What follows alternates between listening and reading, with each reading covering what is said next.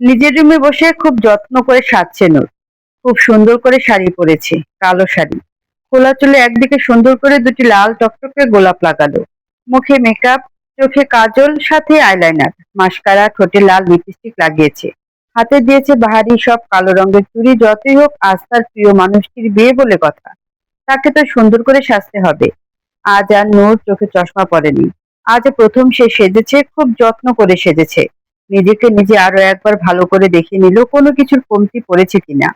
নিজে রুম থেকে বের হয়ে নিচে নামতেই সবাই অবাক হয়ে তাকিয়ে আছে, যেন দিনের বেলা ভূত দেখার মতো। কারো দিকে না তাকিয়ে সোজা আদি ভাইয়ের সামনে গেলাম। নূরকে নিজের দিকে এই সাজে আসতে দেখে বুকটা কেঁপে উঠলো আদি। আমাকে কেমন লাগছে আদি ভাইয়া? নূর হাসি দিয়ে ভাইয়ার মুখের দিকে তাকিয়ে আছে। উত্তরের অপেক্ষা না করে নূর আবার বলে উঠল, জানি তো খুব সুন্দর লাগছে। এই দেখুন সবাই কেমন করে আমার দিকে তাকিয়ে আছে।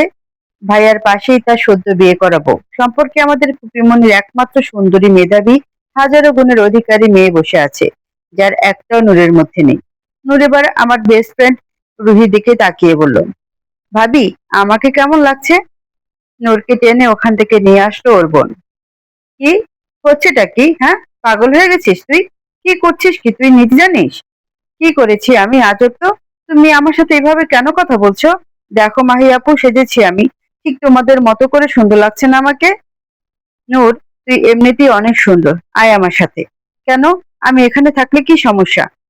আমি থাকি না, আমিও মজা করব, ডান্স করব। শত হলেও চাচাতো ভাইয়ের বিয়ে বলে কথা।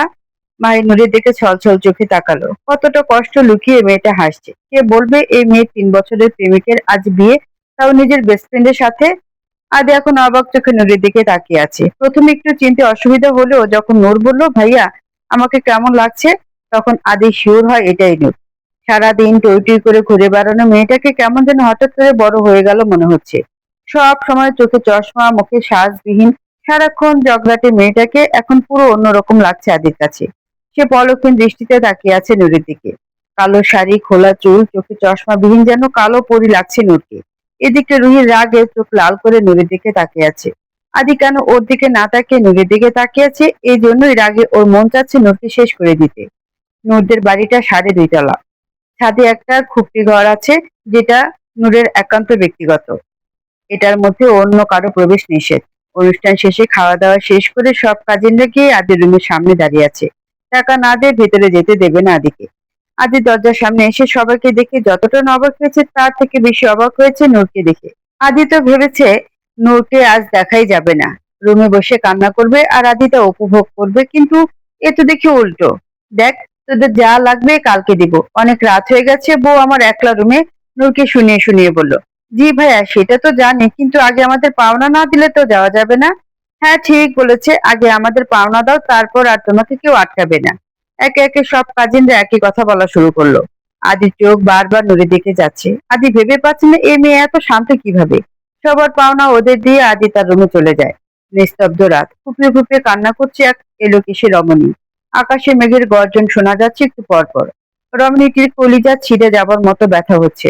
বুক কেঁপে উঠছে, এটা ভেবে তার আদি ভাই আর তার নেই, আছে অন্য কারো।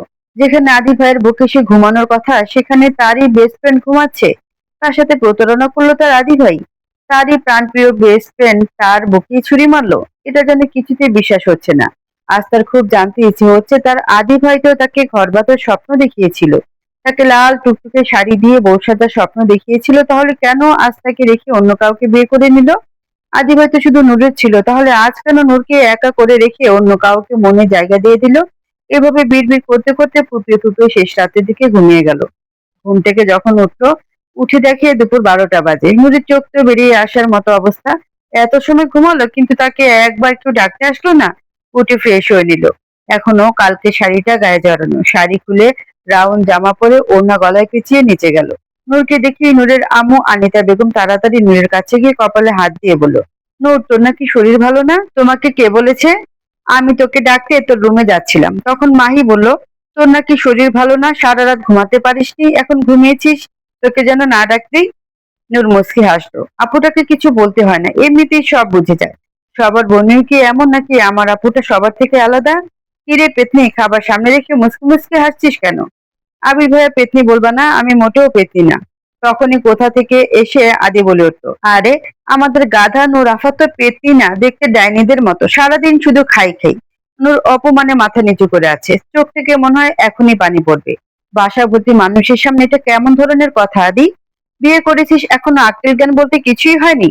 নূর উঠে চলে যেতে নিলে আবির ওকে আটকে দেয়। এদিকে তাকিয়ে আদি রেগে চলে যায়।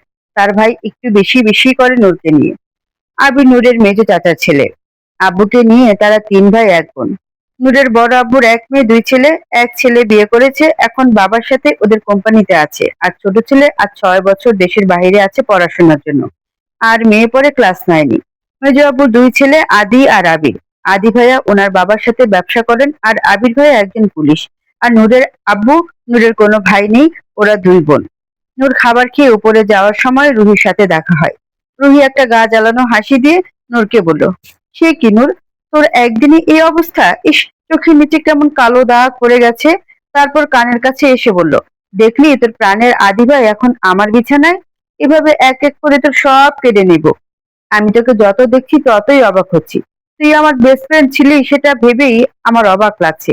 মানুষ কতটা নিচে নামতে পারে সেটা তোকে দেখিয়ে বুঝলাম। তোর মতো বন্ধুর জন্য আল্লাহ যেন আমার কোনো শত্রুকেও না দেয়। বলে নূর ওর রুমে গিয়ে দরজা লাগিয়ে নিচে হাঁটু গেড়ে বসে পড়ে। এতক্ষণ আটকে রাখা কান্নাগুলো যেন এখন চিৎকার রূপে বেরিয়ে আসছে। আমার ভালো লাগছে না, আমি খাবো না। খাবি না মানে কি? অল্প করে হলেও খেয়ে যা। খাবো না, পেট ভরা। নূর এভাবে রাতে না খেয়ে ঘুমাতে নেই, চুপচাপ খেয়ে নে, বললাম তো খাবো না। ভাবি এসে বলল, চলো নূর, আজ আমি তোমাকে খাইয়ে দিই। চোখ মুখ কেমন দিন দিন শুকিয়ে যাচ্ছে। আরে, আমি বুঝতে পারছি না, ও যেহেতু খেতে চাচ্ছে না তাহলে এত জোরাজুরি করার কি আছে? আর ছোট মা, তোমার মেয়েকে দেখে মনে হচ্ছে বেচারিকে তার প্রেমী ছেড়ে চলে গেছে। বলে হাসা শুরু করলো আদি ভাই। সবাই অবাক হয়ে নূরের দিকে তাকালো। নূরের আম্মু আনিতা বেগম তো নূরকে বলল, কি রে মা, সত্যি কি এমন কিছু হয়েছে? নূর ছল ছল চোখে ওর আম্মুর দিকে তাকালো। মাহি রেগে বলে উঠল, মানুষের লজ্জা বলতে কিছু একটা থাকে, কিন্তু আদি ভাই তোমাদের কি লজ্জা শরমের ছিটে ফোঁটাও নেই? নূর ঘৃণার চোখে আদির দিকে তাকালো। আগে যে চোখে এক সমুদ্র ভালোবাসা নিয়ে লোকটার দিকে তাকাতো, আজ সেই মানুষটার দিকে এক আকাশ সমান ঘৃণা নিয়ে তাকালো। কতটা নিচে নামতে পারে মানুষ, এই মানুষটাকে না দেখলে বুঝতেই পারতো না নূর। ছলনার আরেক নাম হলো পুরুষ। তা নূর তার আদি ভাইকে দেখেই বুঝতো। আর কোনোদিন সে কাউকে ভালোবাসবে না, বিশ্বাস করবে না। একবার বিশ্বাস করে ঠকেছে, সে খুব বাজেভাবে ঠকেছে। নূর উঠে চলে গেল। অনেকবার পিছু ডাকলো আনিতা বেগম, কিন্তু নূর একটা বার ফিরেও তাকালো না। মাহিও হাতের প্লেটটা আওয়াজ করে টেবিলে রেখে নূরের পিছু পিছু চলে গেল। আনিতা বেগম খুব চিন্তিত তার দুই মেয়েকে নিয়ে। এত হাসি খুশি মেয়েগুলো হঠাৎ কেন এত নিশ্চুপ হয়ে গেল? এসব ভাবতে ভাবতে উনি রান্নাঘরে চলে গেলেন। আদি একটা শয়তানি হাসি দিয়ে নিজের রুমে চলে গেল। গিটার হাতে মাঝরাতে ছাদের কিনার ঘেঁষে বসে আছে একটি এলোকেশী মেয়ে। আকাশের দিকে তাকিয়ে গিটারের টুংটাং আওয়াজ তুলে গেয়ে উঠল, থাক না কিছু কথা। পুরনো ডায়েরির ওই ধুলো মাখা পৃষ্ঠাটায় খুঁজবে না কেউ সেই পৃষ্ঠার মুছে দেওয়া শব্দটা। ভালো না মন্দ সমৃদ্ধ মনের সে নদীর ভাটা, দড়িহীন শূন্য ভেলায়। তবুও কেন বারবার ভেঙে পড়ে মন? কখন যে আসে সে অন্তিম ক্ষণ। গান থামিয়ে ডুব দিল সে তার অতীতের স্মৃতিতে। তখন ওর ক্লাস 9-এর ছাত্র। প্রতিদিন আদি ওকে বাইকে করে স্কুলে দিয়ে আসতো, আবার নিয়ে আসতো। আদি নিজে ওকে পড়াতো। নূরের প্রতি আদি খুব সিরিয়াস ছিল। প্রতি সপ্তাহে একবার করে ফুচকা খাওয়াতে নিয়ে যেত। আস্তে আস্তে নূরের ছোট মনে আদি জায়গা করে নিল। ক্লাস 10-এ ওঠার পর আদি আর নূরের মধ্যে সম্পর্ক শুরু হয়। নূরের বেস্ট ফ্রেন্ড হলো রুহি। রুহি আদি আর নূরের সবকিছুই জানতো। আস্তে আস্তে নূর আদির ভালোবাসা আরো গভীর হতে লাগলো। স্কুল শেষে কত জায়গায় ঘুরতে যেত, দিনগুলো কতই না সুন্দর ছিল। নূর কলেজে উঠতো। একদিন আদি তার জন্মদিনে উপহার হিসেবে নূরের কাছে একটা রাত চাইলো। নূর তাতে না বলে দিয়েছিল। আদি অনেক রকম ভাবে নূরকে বোঝানোর পরেও যখন নূর রাজি হলো না, তখন রেগে ব্রেকআপ করে দিয়েছিল। নূর সেই দিন বাসায় এসে প্রচুর কান্না করেছে। তারপর ছাদে এসে গিটার বাজাতে শুরু করলো। নূরের একটা বাজে স্বভাব, যখন মন খারাপ থাকে তখনই গিটার বাজায়। নূর গাইতে শুরু করলো, দেহের জন্য ভালোবাসা, মনের জন্য না। এমন প্রীতি করবি বন্ধু, জানা ছিল না। এভাবে অনেক দিন পেরিয়ে যায়। নূর আর আদির সম্পর্ক আবার ঠিক হয়ে যায়। একদিন নূর সন্ধ্যা ছাদে যায়। ছাদে গিয়ে নিশ্চুপ হয়ে তাকিয়ে থাকে সামনের দোলনায় বসে থাকা নরনারীর দিকে। নূরের চোখের সামনে তার ভালোবাসার মানুষটি দোলনায় বসে আছে। কোলে গলা জড়িয়ে ধরে বসে আছে তারই বেস্ট ফ্রেন্ড। নূরের চোখ দিয়ে সাথে সাথে কয়েক ফোঁটা পানি গাল বেয়ে গড়িয়ে পড়লো নিচে। তো কেমন লাগলো আমাদের একসাথে? উফ, আমি তো ভাবলাম আর কয়েকদিন পুতুল পুতুল খেলবো, তা আর হলো না। দেখে ফেললে আমাদের। আমাদের নিশ্চয়ই খুব মানিয়েছে, তাই না? শোন, তোকে এই 2 বছরে অনেকবার বিছানা নিতে চেয়েছিলাম, কিন্তু তুই তো শুধু বিয়ে বিয়ে, বিয়ের আগে কিছুই না, কখনো জড়িয়েও ধরতে দেসনি। তুই এই 2 বছরে যা দিতে না পেরেছিস, রুহি আমাকে এই কয়েকদিনে দিয়েছে। আমার ভাবনার থেকেও বেশি দিয়েছে। ছি ভাইয়া, তুমি আমার চাচাতো ভাই, সেটা ভাবতেই আমার ঘৃণা হচ্ছে। আমি তোমাকে ভালোবাসতাম, তোমার মতো এতটা নিকৃষ্ট মানুষকে আমি কিভাবে ভালোবাসলাম? নিজের প্রতি নিজের ঘৃণা হচ্ছে। এতটা নিচে নামতে পারলে তোমরা? আর রুহি, তুই তো আমার বেস্ট ফ্রেন্ড ছিলি। সব থেকে বড় কথা, তুই আমার ফুপিমনির মেয়ে, আমার বোনের মতো। হ্যাঁ, বোনের মতো, কিন্তু বোন তো নই, তাই না? আর সারপ্রাইজ কেমন লাগলো? বলে দুজনে হাসতে লাগলো।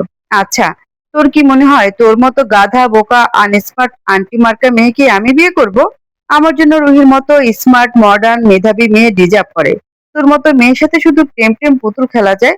অপমানে নূরের চোখ দিয়ে অনর্গল পানি পড়ছে। আর কিছু না বলে নূর যখন চলে যাওয়ার জন্য পিছন ফিরল, ছাদের দরজা থেকে একটা ছায়া সরে আড়ালে চলে গেল। রুহি দৌড়ে নূরের সামনে গিয়ে দাঁড়ালো। এ কি নূর, এটা কিন্তু একদম ঠিক না।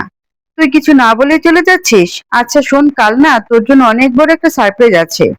নূর রুহিকে ধাক্কা দিয়ে সামনে থেকে সরিয়ে দৌড়ে ছাদ থেকে নেমে নিজের রুমে চলে গেল। অতিরিক্ত কান্না করার ফলে নূরের মাথা ব্যথা শুরু হয়। সারা রাত মাথার ব্যথা ছটফট করে। শেষ রাতের দিকে মাহি ওকে মেডিসিন খাইয়ে ঘুম পাড়িয়ে দিয়ে যায়। সকালে উঠে বাসায় চেঁচামেচির আওয়াজ শুনে নিচে গিয়ে শুনে আদি আর রুহির বিয়ে ঠিক হয়েছে। এটা শোনার পর নূর নিজের রুমে আসার সময় রুহির সাথে দেখা হয়। রুহি একটা গা জ্বালানো হাসি দিয়ে বলে, কেমন দিলাম সারপ্রাইজটা? নিশ্চয়ই খুব সুন্দর। আমাদের খুব মানাবে, তাই না? তুই আমার একমাত্র কলিজার টুকরো বেস্ট ফ্রেন্ড। আমার বিয়েতে কিন্তু সবকিছু তুই করতে হবে। নূর একটা সুন্দর মুচকি হাসি দিয়ে বলে, হ্যাঁ, ঠিক বলেছিস বেস্ট ফ্রেন্ড। শোন, তুই আমার বেস্ট ফ্রেন্ড বলেই বলছি। যে মানুষ এতদিন একজনের সাথে সম্পর্ক থেকে 2 দিনের সুখের জন্য ছেড়ে দিতে পারে, সে মানুষটা যে আরেকজনের জন্য তোকে ছেড়ে যাবে না, তার কি গ্যারান্টি আছে বল? তাই বলি, ভেবে চিন্তে করিও কাজ, করিয়া ভাবিও না, বলে নূর নিজের রুমে চলে গেল। নূরের যাওয়ার দিকে তাকিয়ে রুহি রাগে গজগজ করতে করতে বলল, ভাঙবে তাও মচকাবে না। তেজ দেখে মনে হয় প্রিন্সেস ডায়না। তারপর আদি আর রুহির বিয়ে হয়ে যায়। নূর ও রুহির কথা রাখে। রুহির বিয়ের কেনাকাটা হতে শুরু করে বিয়ের দিন নূর খুব সুন্দর করে সবকিছুতেই সবার সামনে থাকে। বর্তমানে নূর এসব ভাবছে আর নিঃশব্দে চোখের জল ফেলছে। মুখ দিয়ে যেন শব্দ বের না হয়, তাই ঠোঁট কামড়ে আছে। চোখের পানি মুছে নিল, তারপর হাতটা শক্ত করে মুঠ করে বলল, মিস্টার আদি চৌধুরী, আপনি একটা চিটার, একটা ঠকবাজ, একটা প্রতারক, একটা মিথ্যাবাদী। আমার কি দোষ ছিল?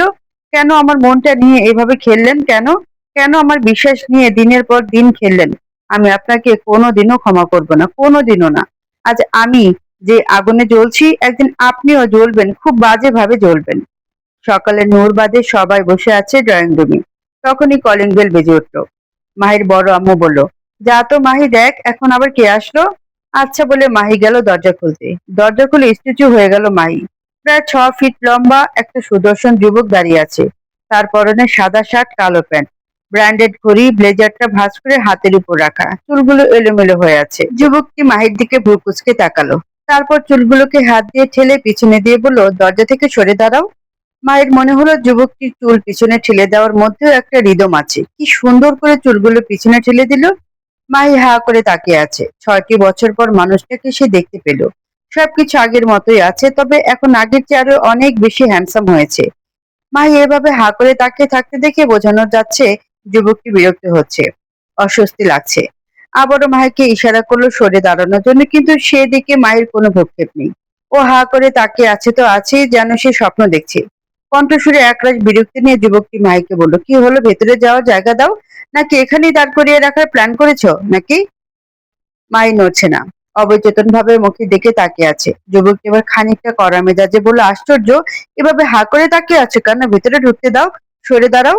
ধমক খেয়ে মাহি সাথে সাথে সরে দাঁড়ালো। মুখ কালো করে ফেললো। মাহি সরে যেতে যুবকটি 2 হাতে লাগেজ নিয়ে গটগট করে ভিতরে ঢুকে গেল। মাহি নিজেই নিজের কাছে লজ্জা পেয়ে গেল। ছি, কেমন নির্লজ্জের মতো হা করে তাকিয়েছিল। ইস, উনি নিশ্চয়ই আমাকে নির্লজ্জ মেয়ে ভাবছে। বাসার সবাই ভূত দেখার মতো চমকে উঠল। রোজিনা বেগম ওনার ছেলেকে জড়িয়ে ধরে সে কি কান্না! এত বছর পর ছেলে দেশে এসেছে, এটা যে খুশির কান্না। যুবকটি বলে উঠল, আম্মু প্লিজ কান্না থামাও। তুমি কি খুশি না আমি যে তোমার কাছে এসেছি? খুশি না হলে বলে দাও, আমি এখনই চলে যাচ্ছি। তাও কান্না থামাও। রোজিনা বেগম বলে উঠল, তোর পাজি ছেলে, এটা তো খুশির কান্না। আলহামদুলিল্লাহ, যাক অবশেষে তোর সুমতি হলো। এ তো বলি, দেশে আয়, দেশে আয়। যুবকটি তার মাকে জড়িয়ে ধরে বলে উঠল, এই যে চলে আসলাম। আচ্ছা, অনেকক্ষণ ধরে যুবকটি যুবকটি বলছি, এবার তার পরিচয়টা দিই। রুদ্র চৌধুরী মেডিকেল পড়াশোনা শেষ করার জন্য লন্ডন গিয়েছিল। 6 বছর পর আজ দেশে ফিরল হার্টের ডক্টর রুদ্র চৌধুরী। রুদ্র সবার সাথে কথা বলল। রুদ্রের মেজ আম্মু বলে উঠল, রুদ্র, একবার বলে আসলে এমন কি হতো? একবার জানিয়ে তো আসতে পারতি। আচ্ছা মেজ আম্মু, তুমিই বলো, যদি জানিয়ে আসতাম তাহলে কি তোমাদের এভাবে চমকে দিতে পারতাম? আর আদি ভাইয়া বিয়ে করেছে, আমি আসবো না, তা কি করে হয়? তাই সবাইকে সারপ্রাইজ দিতে চলে আসলাম। এরই মধ্যে রুদ্রের কাজিন বিচ্ছুগুলো এসে রুদ্রকে ঘিরে ধরলো। আর দূর থেকে মাহি তাকিয়ে আছে রুদ্রের দিকে। এটা যে তার স্বপ্নের পুরুষ। কত স্বপ্ন বনে রেখেছে এই যুবকটিকে নিয়ে। আজ যেন হাজার বছরের তৃষ্ণা মেটাচ্ছে মাহি রুদ্রকে দেখে। রুদ্র সবার সাথে কথা বলে সামনে তাকিয়ে দেখলো ওর দিকে হা করে একটি মেয়ে তাকিয়ে আছে। রুদ্র আদির সাথে ছবিতে দেখেছিল, হা, এটাই তো রুহি। রুদ্র রুহির সামনে গিয়ে বলল, কেমন আছেন ভাবি? সে কি, রুদ্র ভাইয়া, তুমি আমাকে ভাবি ডাকছো কেন? আমি তো তোমার ছোট। রুদ্র কিছু বলার আগে মাহি বলে উঠলো, আরে রুহি, তুমি তো এখন সম্পর্কে আমাদের সবার বড় ভাইয়ের বউ। তাই সবাই তোমাকে ভাবি ডাকবে, এটা কি স্বাভাবিক নয়? মাহি রুবির আরো কাছে গিয়ে বলল, মাথায় তো সারাদিন ঘুরে অন্যের জিনিস কিভাবে কেড়ে নিবে, এগুলো মাথায় থাকবে কিভাবে? রুহি কিছু বলতে গিয়েও থেমে গেল। রুহি যথেষ্ট ভয় পায় মাহিকে। আর বাসার সবাই যদি একবার রুহির কর্মকাণ্ড জানতে পারে তাহলে রুহি আর এ বাসায় থাকতে পারবে না। তাই চুপ থাকাই শ্রেয় মনে করলো। নূর ঘুম থেকে আজকে উঠলো দুপুর 12টার পর। সারা রাত ছাদে থেকে শেষ রাতের দিকে রুমে এসে ঘুমিয়েছে। নূর ফ্রেশ হয়ে নিচে যাওয়ার সময় মনে হলো সারা বাড়ি জুড়ে হাসি খুশির আমেজ ছড়িয়ে পড়ছে। নূর নিচে যাওয়ার সময় আবার মনে হলো ওর পাশের রুমের দরজাটা হালকা খোলা। থমকে গেল নূর। এই দরজায় আজ 6টা বছর ধরে তালা ঝোলানো। কেউ এই দরজা খুলতে পারেনি, কারণ এই রুমের চাবি রুমের মালিকের কাছে। আজ খুললো কিভাবে? চোর আসেনি তো আবার? নূর পা টিপে টিপে দরজার সামনে গেল। দরজাটা আরো একটু ফাঁক করলো। মাথাটা দরজার ফাঁক দিয়ে ঢুকিয়ে রুমে উকি মারলো। না, কেউ তো নেই। আস্তে করে রুমে ঢুকে পড়লো। অন্ধকার, তাই লাইট জ্বালিয়ে নিল। ইস, এই রুমটা তো খুব সুন্দর। বলা যায় পুরো বাড়ির সবগুলো রুমের থেকে এই রুমটা বেশি সুন্দর। নূর আর এই রুম থেকে আজ যাবে না। নূরের এই রুম চাই, মানে চাই আজকের জন্য। হঠাৎ কিছু পড়ার শব্দে নূর পিছনে ফিরেই দিল এক চিৎকার, আম্মু! নূর আরেকবার চিৎকার করবে তার আগে রুদ্র এসে ওর মুখ চেপে ধরলো।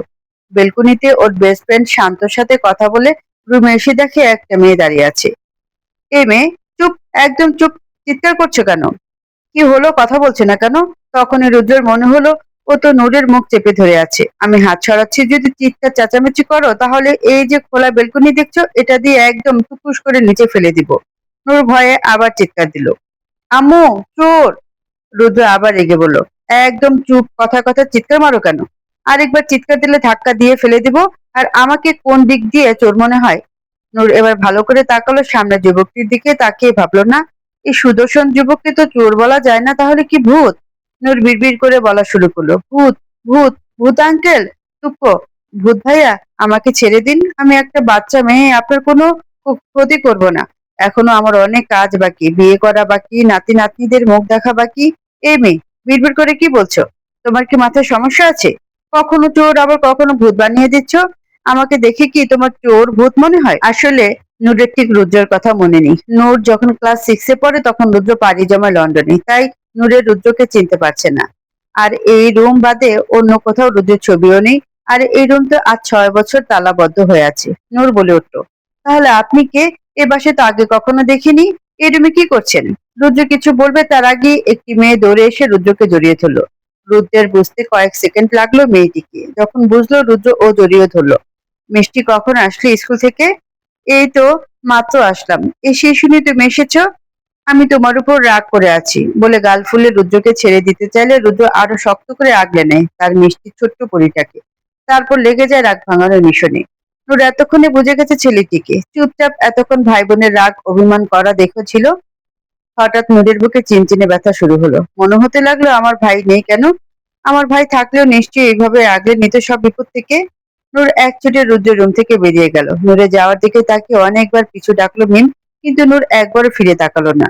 নূর গিয়ে দাঁড়ালো নূরের আম্মুর সামনে। আনিতা বেগম নূরকে এইভাবে ছুটে আসতে দেখে জিজ্ঞেস করলো, কি হয়েছে নূর? নূর বলে উঠলো, আম্মু, আমার ভাই নেই কেন? সবার ভাই আছে, আমার নেই কেন? নূরের আম্মু নূরের কথা শুনে স্তব্ধ হয়ে গেছেন। কিছু বলতে যাবেন ঠিক সেই সময় নূরের মেজ আম্মু বলে উঠল, কেন নূর? জিসান, আবির, আদি, রুদ্র, নীল, ওরা কি তোর ভাই না? নূর মুখে কিছু বলল না, কিন্তু মনে মনে বলল, পর কোনোদিনও আপন হয় না, পর পরই হয়। নূর কিছু না বলে রান্নাঘর থেকে চলে আসার সময় কিসে যেন লেগে পড়ে যেতে নেয়। মাহি ওকে দুহাতে আগলে ধরে। সাবধানে চলাফেরা করতে পারিস না নূর? এখন তো পড়ে যেতিস। নূর মাহির সাথেও কিচ্ছুটি বলল না। এখন নূরের মন ভালো না, তাই কারোর সাথে কথা বলবে না, চুপচাপ উপরে চলে গেল। নূরের যাওয়ার দিকে তাকিয়ে মাহি বলে উঠল, যারা তোর মুখের হাসি কেড়ে নিয়েছে আমি তাদের ছাড়বো না। তুই ছেড়ে দিলেও আমি তাদেরকে তাদের পাপের শাস্তি অবশ্যই দিব। এমন ভাবে দিব, না পারবে কাউকে বলতে আর না পারবে সহ্য করতে। ছাড়বো না দুটোর একটাকেও। নূর নিজের রুমে ঢুকবে এমন সময় রুহি গুনগুন করে গান গেতে গেতে নূরের পাশ দিয়ে গেল। বন্ধু যখন বউ লয়ে আমার চোখের সামনে দিয়া রং রং করে হাইটা যায়, আহা তখন বুকটা ফাইটা যায়। পুপি কেমন আছো তুমি? আলহামদুলিল্লাহ ভালো আছি, তুই কেমন আছিস? আমিও ভালো আছি। কখন এসেছো তুমি? একটু আগে এসেছি। তোর মুখটা এমন মলিন দেখাচ্ছে কেন? খাওয়া দাওয়া করিস না ঠিক মতো? আগে থেকে আরো শুকিয়ে গেছিস, গায়ের রংটাও কেমন ফ্যাকাশে হয়ে গেছে। রূপা বেগম নূরের হাতে মুখে মাথায় হাত বুলিয়ে চিন্তিত সুরে বললেন। নূর ওর ফুপুর মনির দিকে হালকা মুচকি হাসি দিয়ে তাকায়। মানুষটা তাকে কত ভালোবাসে, আদর স্নেহ করে। যখন জানতে পারবে তারই একমাত্র আদরের মেয়ের কারণে আজ নূরের মুখের হাসি চলে গেছে, সারা দিন বাড়িটা গরম করে রাখা মেয়েটা একদম শান্ত চুপচাপ হয়ে গেছে, তখন কি মেয়ের কাজের জন্য নিজে লজ্জিত হবে? নূর তাচ্ছিল্যের সুরে বলে উঠল, এমন ভাবে বলছো যেন আগে আমি বিশ্ব সুন্দরী ছিলাম। তুই কোনো বিশ্ব সুন্দরী থেকে কম কিসে শুনি? রূপা বেগম নূরের গাল টেনে আদুরে গলায় বলল। নূরও তার ফুপিমনির কথা শুনে বলে উঠল, ঠিকই বলেছ, নারীর সৌন্দর্য তার সাদা চামড়ার মধ্যে। কালোদের এই সমাজে দাম নেই, তাদের স্থান শুধু মাত্র গল্পতেই। তখন আদি বলে উঠল, ফুপিমনি, শুধু কি সৌন্দর্য আর সাদা চামড়া থাকলেই চলবে? মানুষের গুণেই তার পরিচয়। তোমার ভাইজির মধ্যে এমন কি গুণটা আছে শুনি? বলি সাদা চামড়া দিয়ে কি ধুয়ে ধুয়ে পানি খাবে? গুণ থাকা লাগবে যা নূরের মধ্যে ছিটে ফোটাও নেই। অপমানে নূরের কান দিয়ে মনে হচ্ছে গরম ধোঁয়া বের হচ্ছে। মাহি কিছু বলতে আসলে নূর আবার বলে উঠল, সেটা কজন বুঝে বলেন তো আদি ভাই? ভেবে নেবেন না আমি আপনাকে বলছি, আমি বাস্তবতাটাই বলছি। আমরা কাউকে জাজ করার আগে তার গুণগুলো খুঁজি না, মেয়ে হোক বা ছেলে, আগে তার সৌন্দর্যটাই খুঁজি। অবশ্য বাহ্যিক সৌন্দর্যটা আগে চোখে পড়ে বলেই হয়তো, তারপরও মানুষ গুণের আগে সৌন্দর্য দেখে। গুণগুলো তো আস্তে আস্তে প্রকাশ পায়। তবে হ্যাঁ, অনেকের কাছে সৌন্দর্যের আগে গুণগুলো চোখে পড়ে, কিন্তু সেটা খুবই কম। 10% বাকি 90% মানুষই সৌন্দর্যে মুগ্ধ হয়। তাই বলি কি আদি ভাইয়া, বাস্তবিক হন। কারণ আমাদের সমাজের যে ভিন্ন রূপ তা ভুলে গেলে কিভাবে হবে বলেন? চোখের সামনে সারাক্ষণ থেকেও তো মানুষ চেনা যায় না আজকাল। নূরকে জড়িয়ে ধরে আছে রূপা বেগম। নূরের কথাগুলো শুনে উনি দীর্ঘশ্বাস ফেলেন। এই মেয়েটা ছোট থেকে খুব অগোছালো এলোমেলো, কিন্তু আজ কি সুন্দর করে গুছিয়ে কথাগুলো বলে দিল। যা বলেছে সব কথা যুক্তিসঙ্গত আর বাস্তবসম্মত। অন্যদিকে একটু দূরে বসে ফুপি ভাইজির আলাপন শুনছিল ড্রয়িং রুমে সবাই। রুদ্র এসেছে শোনার পর রুদ্রের বাবা, চাচা, ভাই সবাই সন্ধ্যার দিকে বাসায় চলে আসে। রুদ্রের ফুপিমনিও চলে আসে। সবাই খুব খুশি। একসাথে দুই খুশিতে বাড়ি পুরো জাঁকজমক হয়ে আছে।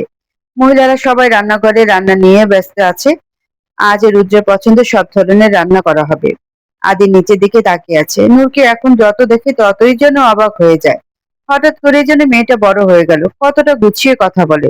দিন দিন যেন নূরকে আদির কাছে মারাত্মক সুন্দরী নারী মনে হচ্ছে।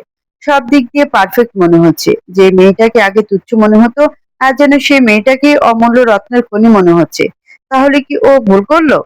রুদ্র কারো দিকে না তাকিয়ে আবিরের সাথে জমিয়ে আড্ডা দিচ্ছে। তবে নূরের সবগুলো কথাই ওর মন ছুঁয়ে গেল। কত সুন্দর করে গুছিয়ে কথাগুলো বলল। আসলেই সবাই সৌন্দর্যকে আঁকে দেখে। আর কালো মেয়েরা আমাদের সমাজে অবহেলার পাত্রী। মায়ের কোনো দিকে খেয়াল নেই, সে তো তার স্বপ্নের পুরুষকে দেখতে ব্যস্ত আছে। এই যে রুদ্র একটু পরপর থুতনিতে হাত রাখছে, কপালে স্লাইড করছে, সবকিছু মায়ের কাছে সুন্দর লাগছে। মায়ের রুদ্রের প্রতিটি কাজে মুগ্ধ হচ্ছে। আবির নূরকে ডাক দিল। নূর গিয়ে দাঁড়ালো আবিরের সামনে। আমাদের পাশে বস। নূর কিছু না বলে দাঁড়িয়ে আছে। আবির আবার বলে উঠল, কি হলো আবার তোর? বসতে বলেছি আমি। নূর বলে উঠল, কি বলবে বলো, বসতে পারবো না। আবির কথা না বাড়িয়ে বলল, পড়াশোনা কেমন চলছে? পড়াশোনার কথা শুনে নূর চোখ মুখ কুঁচকে ফেলল। ভাল লাগে নাই পড়াশোনা। তাও মুখে প্লাস্টিকের হাসি ঝুলিয়ে বলে উঠল, জি ভাইয়া, খুব ভালো চলছে। রুদ্র ঠেস দিয়ে বলে উঠল, পড়াশোনা কি গাড়ি নাকি যে চলছে? কয় চাকাওয়ালা গাড়ি এটা? নূর কিছু না বলে চোখ মুখ খিচে রুদ্রের দিকে তাকালো। নূর যতটুকু জানে রুদ্র ভাই প্রচন্ড রাগী, এরোগেন্ট আর ইগোলিস্টিক মানুষ। উনার মতো জেদি তাদের পরিবারে একটাও নেই। সবার থেকে রাগ জেদ উনার বেশি আর খুবই গম্ভীর টাইপের মানুষ। আর বাসার সবার চোখের মনি কিন্তু এখন দেখছি সবই উল্টো। এরই মধ্যে খাবারের ডাক এসে গেল। রুহি রুমের মধ্যে পায়চারি করছে। রুদ্রকে দেখার পর থেকে আর কিছুই ভালো লাগছে না। রুদ্রের হাসি যেন তীরের মতো গিয়ে ওর মনে গেঁথে গেছে। এখন আদিকেও বিরক্ত লাগছে। রুদ্রকে দেখলে আশেপাশে কি হচ্ছে সব যেন ভুলে যায়। কে জানতো বড় মামার ছোট ছেলে এত কিউট, হ্যান্ডসাম, স্মার্ট। আগে জানলে কোনোদিনও এই আদিকে বিয়ে করতো না। নিজের কাছে নিজেই আফসোস করছে রুহি। রাতের খাবার খেয়ে সবাই যার যার রুমে চলে গেল। নূর নিজের রুমে গিয়ে গিটার হাতে নিয়ে টুংটাং আওয়াজ তুললো। তুমি না ডাকলে আসবো না, কাছে না এসে ভালোবাসবো না। দূরত্ব কি ভালোবাসা বাড়ায়, নাকি চলে যাওয়ার বাহানা বানায়? দূরের আকাশ নীল থেকে লাল, গল্পটা পুরনো, ডুবে ডুবে ভালোবাসি, তুমি না বাসলেও আমি বাসি। রুদ্র নিজের বেলকুনিতে বসে আছে, চোখ বন্ধ করে গানটা অনুভব করছে আর ভাবছে মেয়েটার মধ্যে কিছু একটা আছে যা তার প্রতিটি কাজে রুদ্রকে মুগ্ধ করে। ভোরবেলা নোর ছাদে উঠেছে ব্রাশ করতে করতে। আজ কলেজ যাওয়ার ইচ্ছাটা নেই, ঘুম আসছে না তাই উঠে গেছে। রাতে খেয়ে এসে ওই যে ফোন রেখেছে আর হাত দেয়নি, সেটাকে ঘরে চার্জ দিয়ে আসলো এখন। ব্রাশ করতে করতে দেখলো পাশের বাসায় রাবে আন্টি ছেলেটা কেমন ক্যাবলার মতো তাকিয়ে আছে। নূর সেদিকে না তাকিয়ে নিজে ব্রাশ করার কাজে মন দিল। সকালের মিষ্টি বাতাসে ছাদে ভালোই লাগছে, মনটা ফুরফুরে লাগছে। রাবে আন্টিকে দেখলেই মনে হয় উনি ওনার কলিজার ভিতরে ঢুকিয়ে নেবে। এই নূর এদিকে শুনে যাও, পিছন থেকে তামিম ভাইয়া ডাকলেন তাদের ছাদ থেকে। জি ভাইয়া। ভাইয়া কেন বলো? আমার বুকে লাগে। নূর বিরক্তিতে চোখ মুখ কুঁচকে বলে উঠলো, কেন ভাইয়া? আমার কথা কি সুই যে এদিক দিয়ে ফুটা করে ওদিক দিয়ে বের হয়ে যাচ্ছে? নূরের কথা শুনে তামিম আমতা আমতা করে বলে উঠলো, না মানে তুমি কি করছো? দেখছেন না মুখের ভিতর ব্রাশ করে ফেনার ফ্যাক্টরি করছি। তামিম এবার নিজের উপর নিজেই বিরক্ত হয়ে গেল। কেন সে এই নূরকে পছন্দ করতে গেল? নূর একটু সুন্দর করে কথাও তো বলতে পারো। বলে তামিম ছাদ থেকে নেমে গেল। নিচে সবাই একসাথে বসে কিসের যেন কথা বলছে। নূর গিয়ে ওর বাবার পাশে চেয়ারে বসে পড়ল। নূরের আব্বু সাজ্জাদ সাহেব নূরকে বলে উঠল, নূর তুমি কি আজকে কলেজ যাবে? না আব্বু, ভালো লাগছে না, আজ যাব না। তাহলে তুমিও সবার সাথে চলে যেও, কিছু নিজের জন্য দরকার লাগলে নিয়ে এসো কেমন? আসলে আব্বু আমার তো কিছু দরকার নেই, আমি এখন যাব না, আমার কিছু দরকার হলে পরে গিয়ে নিয়ে আসবো। রুহি বলে উঠল, এটা কেমন কথা নূর? আমি তোর একটা মাত্র কুপিমনি মেয়ে, আবার তোর বেস্ট ফ্রেন্ড, আর এখন তো ভাবি আর ননদি হয়ে গেছি। তুই আমার সাথে শপিং করতে না গেলে আমিও যাব না। তুই আমাকে ভালো না বাসলেও আমি তোকে অনেক ভালোবাসি। বলে মুখ কালো করে ফেললো। নূর মনে মনে ভাবছে মানুষ কতটা ড্রামাবাজ হতে পারে। রুহিকে না দেখলে বুঝতেই পারতো না। নূরের ফুপিমনি বলে উঠল, আরে রুহিমা, নূর তো এমনই বলেছে। নূর তো আমার আরেকটা মেয়ে। নূর যাবে না? কে যাবে? তাই না নূর? ফুপিমনি আমি যাব। 2 ঘন্টা ধরে আয়নার সামনে বসে বসে সাজগোজ করছে মাহি। আজ প্রথম রুদ্র ভাইয়ের সাথে বের হবে, তাই কাপড় খুঁজতে খুঁজতে পুরা রুম একদম কাপড় দিয়ে শেষ। এখন আবার খুব সুন্দর করে নিজেকে সাজাতে ব্যস্ত হয়ে পড়েছে। রুদ্র, আবির, আদি, নীল নিচে বসে মেয়েদের জন্য অপেক্ষা করছে। আসছে আসছি বলে 2 ঘন্টা ধরে ওদের বসিয়ে রেখেছে। যাক, অবশেষে নূর নেমে আসলো। কালো থ্রি পিস পরেছে, সাথে হিজাব করা। খুব সুন্দর লাগছে নূরকে। কালো জিনিসই নূরকে একটু বেশিই মানায়। আদি বারবার আরো চোখে নূরের দিকে তাকাচ্ছে। নূর কিছু বলবে তখন দেখে মাহি নেমে আসছে। মাহির দিকে হা করে সবাই তাকিয়ে আছে। মাহি নিচে এসে বলল, কি রে সবাই এভাবে তাকিয়ে আছে কেন? আমাকে কি এই প্রথম দেখেছে নাকি? মাহির কথা শুনে হাসতে হাসতে আবির ভাই বলে উঠলো, না রে মুটকি, তোকে প্রথম দেখিনি, কিন্তু তুই কি কোনো বিয়েতে যাচ্ছিস নাকি? বলে আবার সবাই হাসা শুরু করলো। রুদ্র বিরক্ত হয়ে বলে উঠলো, এখন কি আমরা যাব? আমি কিন্তু রুমে চলে যাচ্ছি। দাঁড়া না আর একটু, রুহি তো এখনো আসেনি, আমি দেখে আসি। বলে আদি পা বাড়ালো রুহিকে দেখতে। তখনই উপর থেকে রুহির চিৎকার শোনা গেল। সবাই দৌড়ে উপরে গেল। নিচে শুধু মাহি আছে। মাহির মুখে লেগে আছে রহস্যময় হাসি। রুদ্র, আদি, আবির, নীল অবাক হয়ে রুহির দিকে তাকিয়ে আছে। রুহি নিচে পড়ে আছে আর এক হাতে কোমর আর এক হাতে পা ধরে ফ্যাস ফ্যাস করে কান্না করেই যাচ্ছে। এতক্ষণে বাসার সবাই এসে রুহির রুমের সামনে ভিড় জমিয়ে ফেলেছে। রুহির আম্মু নিজের মেয়ের এই অবস্থা দেখে স্তব্ধ হয়ে গেছেন। কিভাবে কি হলো? সবাই জিজ্ঞাসা করছে কিভাবে পড়লো। রুহি কিছুই বলছে না। তখন মাহি এসে বলল, আহা সবাই কি শুরু করেছো? নতুন বউ হাঁটতে গিয়ে পড়ে গেছে, ওহ মাই গড। রুহি, তোর কি হাঁটতে গিয়ে যেখানে সেখানে পড়ে যাওয়ার রোগ আছে নাকি? রুহির আম্মু রূপা বেগম বলে উঠলো, এসব কি বলছিস মাহি? রুহি তো তোদের কাছ থেকে বড় হলো, ওর কি কখনো এইসব রোগ দেখেছিস? আজ হয়তো হাঁটতে গিয়ে পা বেজে পড়ে গেছে। মাহি বলে উঠলো, আসলে কি বলবো ফুপিমণি, আমার একটা বান্ধবী ছিল, ওর একটা রোগ ছিল, কিন্তু দেখে একদমই বোঝাই যেত না। একদিন ও আমাদের সাথে হাঁটতে গিয়ে পড়ে গেল, আমরা সবাই ওকে ধরে হসপিটালে নিয়ে গেলাম। ডাক্তার বললো এটা নাকি খুব ভয়ঙ্কর রোগ, বেশি হাঁটা চলা করলে আস্তে আস্তে পা। এতটুকু বলে মুখে হাত দিয়ে দুঃখী দুঃখী মুখ করে মাহি বলল, থাক, আমি আর এই নাম মুখে নিতে চাই না। রূপা বেগম ভয় পেয়ে গেলেন, উনার মেয়ের কি তাহলে এ রোগ হয়েছে? উনি আজকে মেয়েকে ভালো ডাক্তারের কাছে নিয়ে যাবেন বলে সিদ্ধান্ত নিলেন। রুহি এতক্ষণ চুপ করে থাকলো, এবার বলে উঠল, আমি মরছি ব্যথায়, আর তুমি আছো গল্প নিয়ে। আপু, আমাকে উঠাও। রুহি হাত বাড়িয়ে দিল রুদ্রের দিকে। রুদ্র ভড়কে গেল, কারণ এখানে আদি আছে। আর রুহির দরকার ছিল নিজের স্বামীর দিকে হাত বাড়িয়ে দেওয়ার। আদিও চুপ করে রুহির মুখের দিকে তাকিয়ে আছে। আদির চোখ শিকারীর চোখ, মুখ দেখলেই মনের হাবভাব আন্দাজ করে নিতে পারে। মাহির রাগ উঠে গেল, নিজের পেয়ারার জামাই সামনে থাকতে রুদ্রের দিকে কেন হাত বাড়ালো?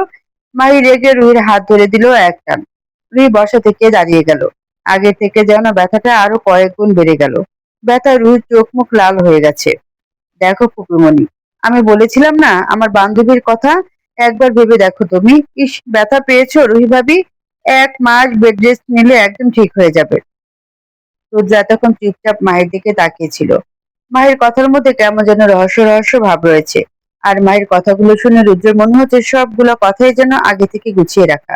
না হলে এমন সিচুয়েশনে মানুষ কিভাবে এই ধরনের কথা বলতে পারে? আর রুহি এই বা পড়লে কিভাবে? রুহিকে এনে খাটে বসালো। বেচারি হাঁটতেও পারছে না, পা মনে হয় মুচকেছে। রুহি শকুনের চোখে তাকিয়ে আছে নূরের দিকে। ওর বিশ্বাস ওকে ফালানোর প্ল্যানটা নূরের।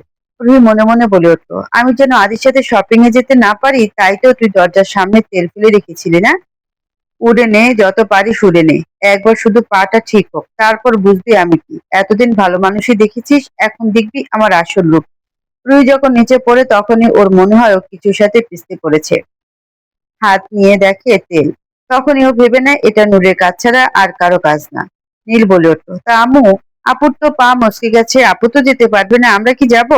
নীলের বড় মামি রুদ্রের আম্মু বলে উঠলো, আচ্ছা তোরা চলে যা, রুহি তো যেতে পারবে না। রুহি যা যা লাগবে নূরকে বলে দে, নূর নিয়ে আসবে। শপিং মলে এসে সবাই এটা সেটা দেখা নিয়ে ব্যস্ত হয়ে পড়লো।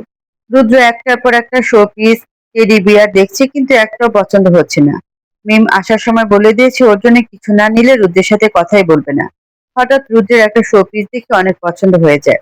রুদ্র গিয়ে শোপিসটায় হাত দিলে কেউ একজন শোপিসটার একপাশে হাত রাখে। রুদ্র ভ্রু কুঁচকে তাকিয়ে বলল, তুমি?